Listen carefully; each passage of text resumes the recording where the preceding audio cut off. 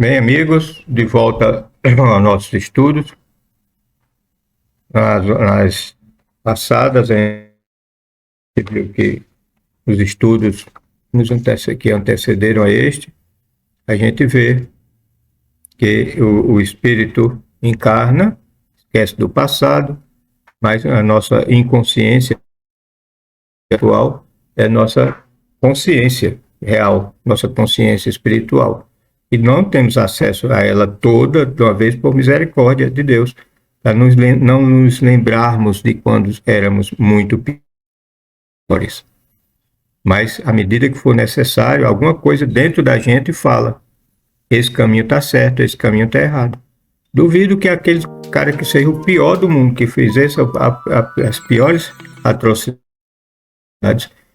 ele não saiba que está fazendo. Sempre uma voz dentro dele diz: não é esse o caminho.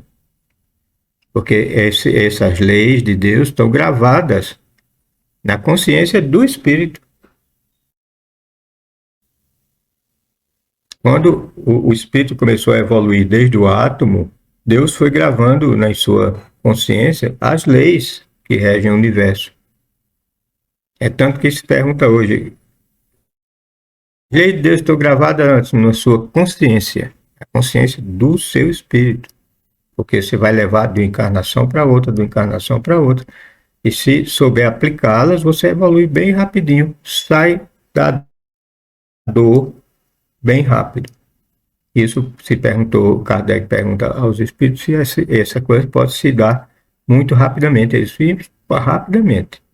E os exemplos que eu tomei é o exemplo, por exemplo, de Paulo de Tarso, que se modificou quase instantaneamente, mas que precisou de um tempo para fazer a digestão, se maturar, se preparar para a missão a que ele se propunha. Pedro fez isso mais devagar, mas no trabalho do apostolado. Antes, eles perguntavam a Jesus: por que não conseguimos curar? E Jesus dizia: pela falta de fé. Eu sei, pela falta de conhecimento. Quando Pedro vai andando em cima, pede para andar em cima da água para ir de encontro de Jesus, Jesus diz: vem. E Pedro começa a afundar. Vai pensar no vento que está batendo. Ai, meu Deus, será que eu vou andar? Ele: não, eu vou afundar. Começou a afundar. Falta de fé, ou seja, falta de conhecimento, falta de aplicar a sua vontade, o conhecimento de aplicar a sua vontade de ir do encontro de Jesus andando por cima da água. Ele perdeu o seu foco, ele foi pensar no vento, pensar que ia afundar. E Jesus disse: ô homem de pouca fé.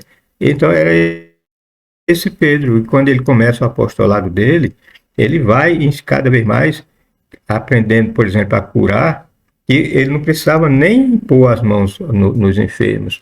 Os enfermos, dizem a história, e nos Atos dos Apóstolos, que botavam os enfermos onde Pedro ia passar, onde a sombra de Pedro ia passar.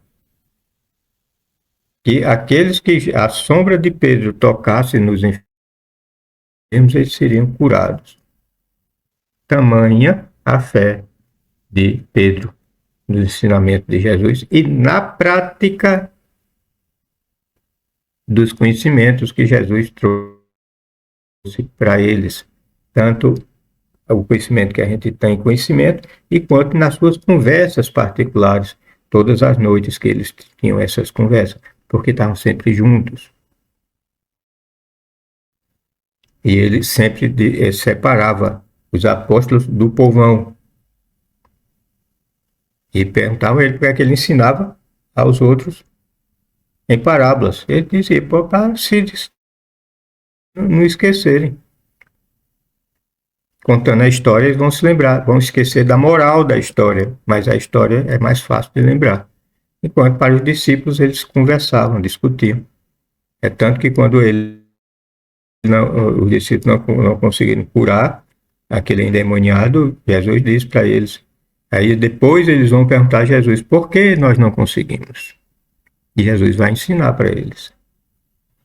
Porque não conseguiram. Como é que deviam proceder, qual o conhecimento que eles deviam ter e aplicar para proceder à cura daqueles enfermos. Então, as decisões vêm pelo conhecimento, a busca do conhecimento.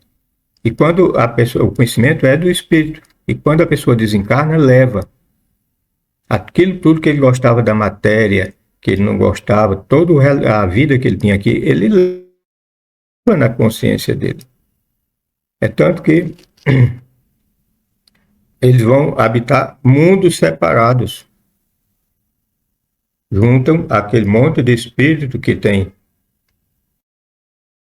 mais ou menos aquele modo de pensar e aquele modo de vida e leva para aquele planeta para que eles evoluam juntos. Porque a pessoa não pode evoluir sozinha, tem que evoluir em relação com os outros. Deus ajuda os outros através dos outros. Ou seja, uma pessoa, ele ajuda sempre através de outra pessoa. Sempre aparece uma pessoa que vai ajudar, dando a ideia, arranjando o que o outro precisa, fazendo alguma coisa que ele depois se reconhece como tem sido Deus que agiu, ajudando aquela outra pessoa. Então, ninguém pode viver só. Tem que viver em conjunto. E quanto mais semelhante, mais pode se ajudar, porque se entende, está harmonizado. Por isso a gente muda frequentemente de planeta por planeta. Ou conjunto grande, ou sozinho. Se você consegue evoluir bastante, você vai para um planeta mais evoluído do que esse que você está. Porque esse vai lhe impedir, não tem meios de você evoluir. Vai para lá, onde as coisas são mais difíceis para você. Aí você vai ter que resolver os problemas de lá, mas você já tem capacidade de resolver. Deus não vai colocar você num lugar onde você não possa. Deus não dá o fardo mais pesado do que você pode levar. Como diz o poeta, Deus dá o frio conforme o cobertor que você já tem. Daí você pode facilmente evoluir. Aí se pergunta, Kardec pergunta se os espíritos se relacionam com os encarnados. E os espíritos superiores esclarecem. Constantemente eles podem influenciar na sua vida. Mais do que eles influenciam na sua vida, mais do que você pensa. Mais do que você pensa que eles estão influenciando. Aí você diz, e os espíritos ruins? Os espíritos que querem minha falta de progresso? Os espíritos que querem que eu não evolua, que seja iguais a eles? Não, você chama de obsessor. Quando aprende a doutrina espírita, para você os obsessores são aqueles que estão querendo impedir que você evolua, por muitos motivos. Sempre tem o amor por trás. Ou eles se sentem traídos nesse amor e passam ali a odiar, e o ódio não é nada mais do que o amor doente. Eles passam a se odiar, porque sempre tem um amor grande por trás, que o espírito não consegue perceber e se acha traído no seu egoísmo. Ele acha que deve ser sempre correspondido. Quando o outro não consegue corresponder, ele acha que traiu. O outro não corresponde, ou intencionalmente ou por ignorância. Aí ele acha que traiu. E a partir daí nós temos obsessores que são verdadeiras pragas na nossa vida.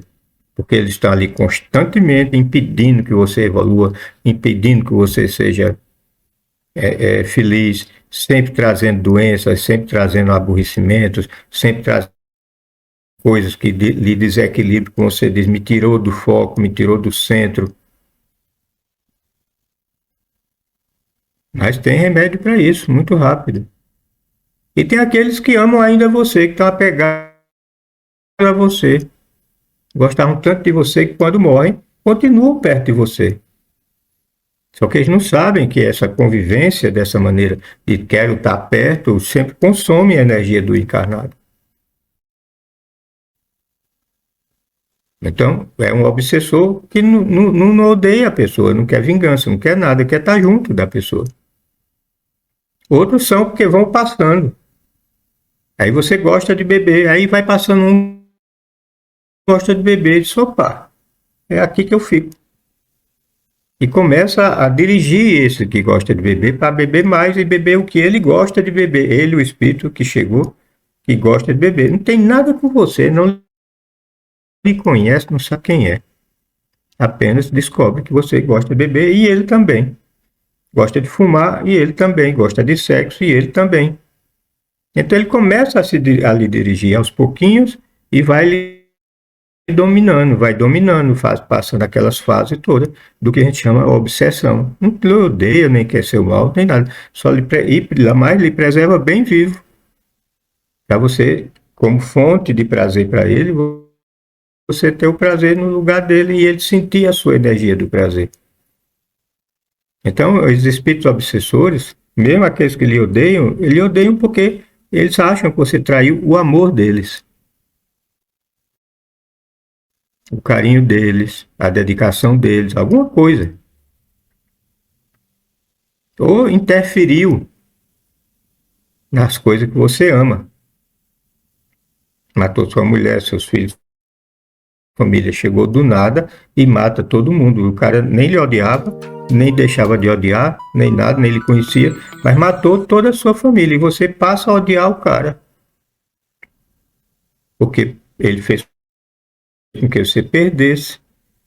Geralmente, esses espíritos que tiveram a família perdida, eles esquecem que a família continua viva.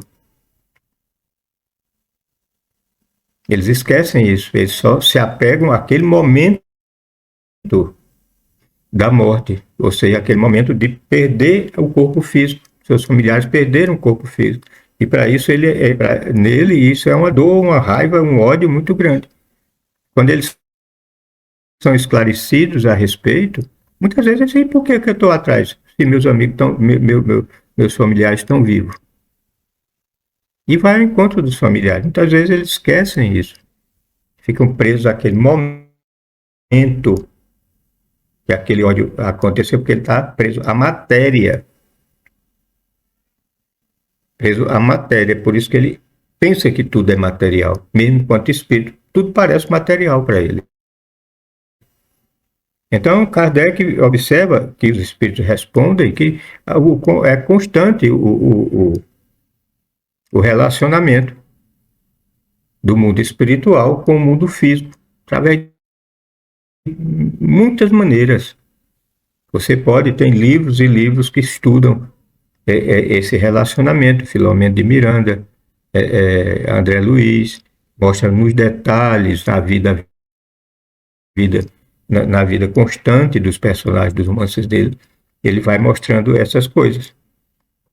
Filomeno de Miranda se dedica a estudar a obsessão. Então, no fundo, cada obsessão parte do momento simples, mas que você está apegado à matéria, e o outro também apegado à matéria quando encarnado. E muitas vezes continua apegado. Geralmente, quando desencarna, vai obsidiar o que está encarnado, vai atrás do que está encarnado. Chega a um ponto que ninguém sabe quem cometeu o primeiro ato. Qual foi a causa daquela confusão? Apenas tem ódio e muito ódio, por causa do apego à matéria em si. Só pensam na matéria, acham que tudo é material. Então, isso é um ponto que deve ser muito estudado. Seus pensamentos devem ser sempre analisados, pensados, os seus sentimentos devem ser avaliados cada vez que você vai tomar uma decisão. Seu sentimento a respeito às consequências da sua decisão. Você sempre deve pensar nisso, chama meditar, pensar a respeito de determinada coisa. Não precisa estar lá na posição de yoga, né, sentado, jejuando. Às vezes até precisa para poder se focar melhor. O jejum ajuda a focar melhor, mas saber o que está fazendo. Né? Jejuar como punição. E ele já explicou, não adianta você jejuar para estar com a cara de doente. Para todo mundo observar e ver que você está jejuando. Já recebeu a sua paga. É jejuar com o objetivo de focar. Eu estou estudando isso com tanto afinco que eu esqueci de comer. Seria essa uma das explicações. Eu esqueci de dormir, eu esqueci de comer. Aí você diz, mas eu focado nisso, o próprio Platão relata na vida dele, quando um dia ele ia para as termas, que era o lugar que todo mundo tomava banho na cidade, sem roupa, isso era natural, e ele vai saindo das termas, ou vai entrando, não sei, ele estava com a toalha no pescoço, e no meio da porta ele para, e fica lá pensando. E na Grécia o respeito pelo pensar era tão grande, diferente da nossa cultura, era tão grande que o pessoal desviava dele. E ali ele ficou dias e dias.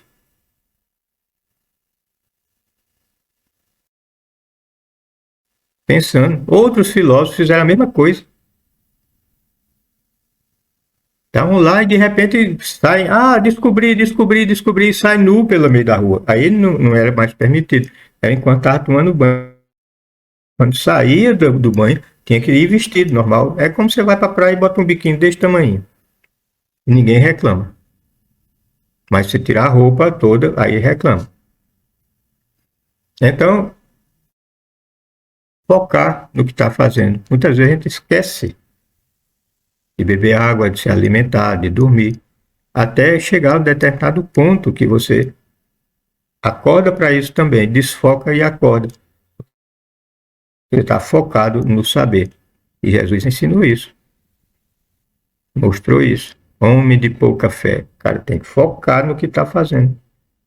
Quando não conseguiram libertar o paciente, o endemoniado, porque a gente não conseguiu, mestre?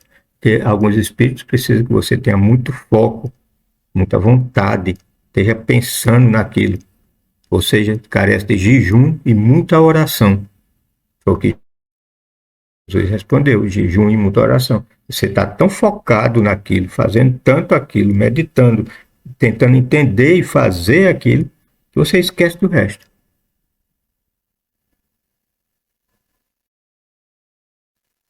Vamos terminando por aqui. Que a paz esteja com todos. Até a próxima.